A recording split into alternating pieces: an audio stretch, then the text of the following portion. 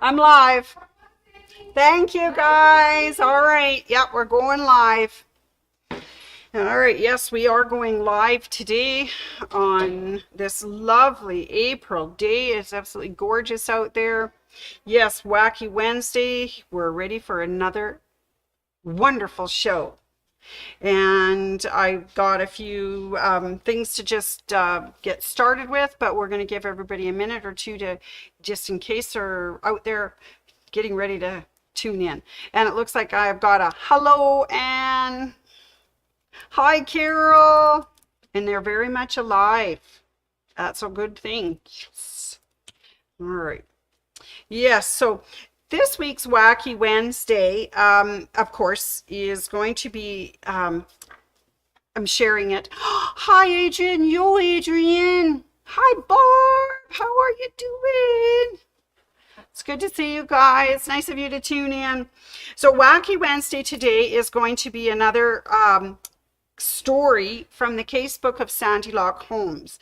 And of course, today, if you know, it's National Tell a Story Day. So what a wonderful day to tell a story.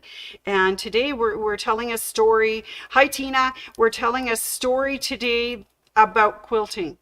And so it's called A Stitch in Time.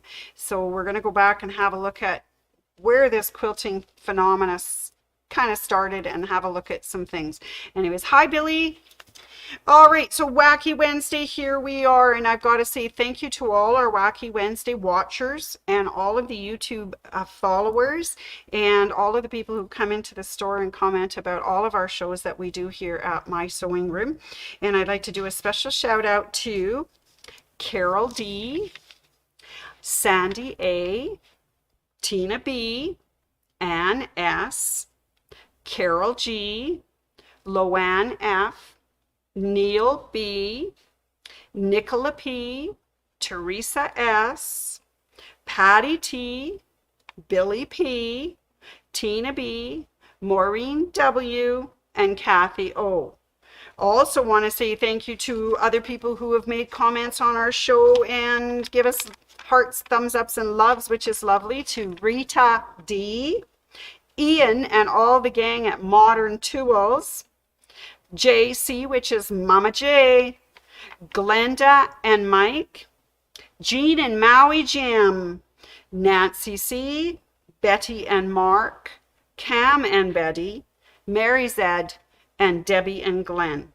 Thank you. You are wonderful. Hi, Anne. Hi, Teresa. You guys are the most dedicated watchers I have, and I really appreciate the fact that somebody actually listens to us when we're out here doing crazy things. So just a quick thing. I just want to make sure that everybody knows who Shirley Holmes is. And of course, that's furred from our floor. So if if people start calling her Shirley and you think no, she's Fern, or they call her Fern and you think she's Shirley, Fern is her real name and her stage name is Shirley Holmes. Just as Sandy has many names, many stage names, I am Sandy Lock Holmes. All right, so I just want to put a couple of thank yous out to our staff. First of all, there's Barb. I'd like to thank you, Barb. Surely not. Surely, yes. I just want to thank Barb because she's got one of her items here that she has made by hand, stitching, and we're going to show that today. So I thank you for letting us take your little book. Oh, well, Right. Okay. Yeah, I know, but you made it. So thank you. All right, awesome. And I want to thank Kason and Dawn. Now, you know Dawn is our kidding person. Kason is our social media person. So when you send things to social at mysewingroom. Okay, I can't remember our website or our email. Social at mysewingroom.ca. That's Kason. So every time you enter one of the viewer challenges and you send in pictures to social, it's going to Kaysen. And he and Dawn came up with the story idea. So today we're going to honor quilting and tell a story through quilts. So that's kind of where we're headed to today. And I hope you enjoyed it. It's probably not as active as some of the Sandy and Shirley Lock Holmes things are, but I hope you enjoy it. We're going to turn over now to the casebook of Sandy Lock Holmes for the next installment of A Stitch in Time. This is the moment we do our costume changes, so hang on.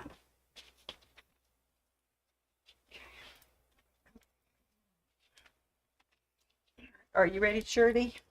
I am. Okay, super duper. Did you want me to come in, or do you want me Yeah, to just... you come on in. Or Or you can be right here, and then when the doorbell rings. Okay. Well. Oh, that's the phone. That's not what I want. I want the front. Okay, I almost turned you on the phone, you guys. Hi, Luann. Oh, hi, everybody. It's Sandy Lock Holmes here. Of course, at our magnificent 221B Baker Street address. And of course, Shirley and I have been hanging out all day because we've been reading about the National Tell a Story Day. Yes. And we thought we'd tell a story. And so, anyways, good to see you, Shirley. yes, good to see you too, Sandy Lock. Wow, it's been a while since we've seen each other. Yeah, we're kind of doing this thing monthly, but that works okay for me. Yes, that's okay too. Yes. Ding dong. Oh, there's someone at the door, Shirley. Aha. Wasn't that a great doorbell? Okay. Oh, Shirley, what have you got there, Shirley? Look Oh. what we have. Okay, what is it? Read it. We have a note or a letter. Okay, let me read this letter. Dear Shirley and Sandy Lock Holmes, as you know, the history of quilting, the stitching together of layers of padding and fabric, dates back as far as 3400 BC. Wow. Yeah, for much of history, quilting was a practical technique to provide protection and insulation. Well, that's a good thing. I would think so. Quilting has changed over the years, and now many quilts are actually pieces of art. I would like to invite you to my sewing room to explore A Stitch in Time. Excellent. Wow. With loving regards, Ann Dale. Oh, I'm so excited. We've got an invitation. I think Wow. we should get all set and ready to go. What do you think? I think the game is afoot, or maybe the quilt is afoot. We'll see. Yeah, could be anything. All right, and scene change. Woo!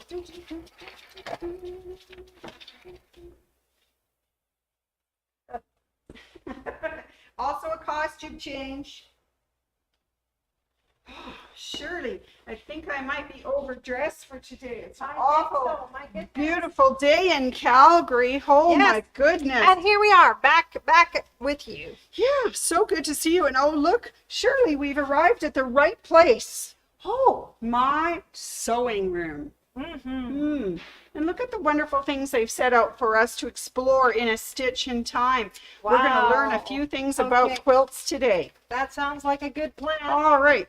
So I did learn that one of the earliest existing decorative works is the Tristan quilt. And it was made in around 1360 in Sicily. And it's one of the earliest surviving quilts in the world, and at least two sections survived. One is located in the Victoria and Albert Museum in London, and the other is in the Bargello Palace in Florence. So you've been to the Albert and Victoria Museum in London, haven't you? Totally fascinating and totally overwhelming. There was an awful lot of stuff to see and do there. So, but I do think I hit the quilting area too, but I, have a vague memory. Vague memory of it. That's right. Yes. Also, in the National Gallery of Australia, there is a 3x3 metric quilt known as the Raja quilt. And it was created by about 30 convict women as they were transported from Woolwich, England to Hobart, Tasmania in 1841. So these quilts have been around a long, long time, and they tell a story, and it's always nice because every quilt tells a story. Well, that's true. And I think what happened too was when they were traveling from England to Australia, they needed something to do. And of course, guess what? Quilting. And we can Yes. take it with us, ladies. Well, yeah, and a lot of the people that were transported to Australia didn't have skills. So they took it upon themselves to learn how to quilt and use a needle, and were able to be successful in the New World in Australia. So, all right. So I have a lovely book here that is at my sewing room, and it's called Hidden Treasures, Quilts from the 1600s to 1860. And this book has got some absolutely wonderful quilts in it. It's a great book to have a view of and have a look at the quilts. They did amazing work, considering that their quilting, of course, was done by hand, by needle, and a lot of it, they had to do everything themselves. Which is why it looks so perfect, right? Because All the they did time. it by themselves, by So hand. I'm going to say that they probably had a lot of practice. So I just wanted to show you the Baltimore quilts. Let's see if I can get it on a little blue for you. Ooh, isn't that pretty? It's very beautiful. It's got a lot of detail and a lot of design, a lot of applique to it. And these quilts became, renowned. This is from 1848. So during the 1800s, whole cloth quilts or baudry purse or medallion quilts were in the style of the quilts in those days in the early 19th century. It wasn't until afterwards that they started doing pieced blocks. So most of the quilts were on a whole cloth background. Now, we do that still today, Yeah. because I know Barb's got a whole bunch of examples in her area where there are quilts that are stitched lovingly with lots of design, free motion quilting, the machine quilting, and so the whole cloth quilt has come back in vogue, and it's very, very exciting. But if you want to read about some hidden treasures, there's a lovely book at my sewing room called Hidden Treasures, Quilts from 1600 to 1860. And it might inspire you to do some more quilting too, or to do something different than you've been doing. Okay. Now, we were looking for things that might inspire people to do some more quilting, because you know what? We've been off doing several other things in the last little while. And this one is called the Storyteller Sampler Quilt. Oh man. There are 356 different blocks in here, and they suggest that you too can be a raconteur, a storyteller with the blocks that you have here. Not a raccoon. Not a raccoon. That's right. A raconteur, a storyteller, right? And it offers a lot of information about quilting, but also about how all the different quilts are made. It gives you some quilt patterns, some piecing things that you can definitely learn some different blocks on. Awesome. Well, I have to tell you, Shirley, Huh. that my friend told me that she holds a world record in quilt making. Really? Yeah, but I suspect the whole story is fabricated. Wow. Okay then. Anyways, so that's a lovely book, my sewing room, and it tells a story. All right, we have one other one here, and I think this one's really cute. Do you want to talk about Tom and Becky's sampler quilt? Oh, wow. Now, if we take a look at this, these are 11 projects inspired by Mark Twain. Well, if you were a kid growing up in, I don't know, the 60s, 70s, you might have heard of Mark Twain. Yes. And The read older a lot ones. of his books. So, what's the most famous of them? Well, Tom Sawyer. Yeah. Yes. Huckleberry Finn, but Tom Sawyer is the most fun. And that was Becky's home. I'm going from the back to the front because that's just the way I like to look at books. Whirlwind Romance. Wow. And Poor boy Huck, because Huck was always Oh. getting into trouble, so you can really tell Yes. that this is probably a way to do that quilt. Yeah. And here's Tom's pillow with flying geese. Thinking of some of the books that my sewing room does have, and we do have other things that will help you make and tell stories. Yes. We do have panels, and a lot of these are fun panels. This one is one for children.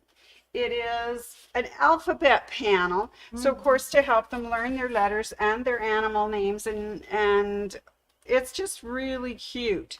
So these can be made into quilts, or you know what, you could make it into a little book. Or mug rugs. Or mug rugs. I for the like kids. it for the like, kids. Yeah, oh yeah. That and would they be would absolutely love it. That would be fun, wouldn't it? Or you Wouldn't could it? make it into a little game where they find a certain animal. Yeah, I like it. And these ones, of course, using the alphabet letters, you know that housework only comes before the rose and the leaves. She's put little whiskery hairs around the edge of the little sheep. Aww. And it says, "You are loved in the morning when the sun comes up." And you can feel there's texture. So this would be Yeah. fun for children to feel Yeah. the book. "You are loved when the seasons change and spring has come." And she's done all the stems on the flowers. "You are loved in the summer when the cotton's high." And she's out over here. That oh. would kind of be alfalfa. Yeah, it might be alfalfa. And you can feel she's done all of the background trees on that one. "Can you feel my love in the big blue sky?" She has done all the individual little flowers here with her special stitches. And look at the rabbit's whiskers.